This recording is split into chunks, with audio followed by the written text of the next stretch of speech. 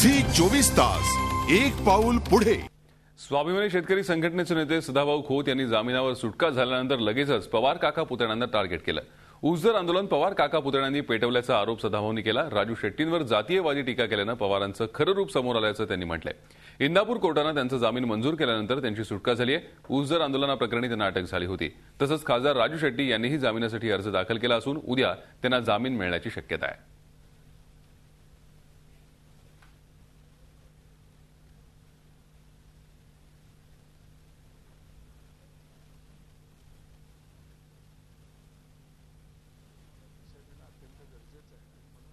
आदेश केला की तुम्ही जाऊन ऊस उत्पादक शेतकऱ्याला जनतेला शांततेचं आवाहन करा, अहिंसेच्या मार्गाने हे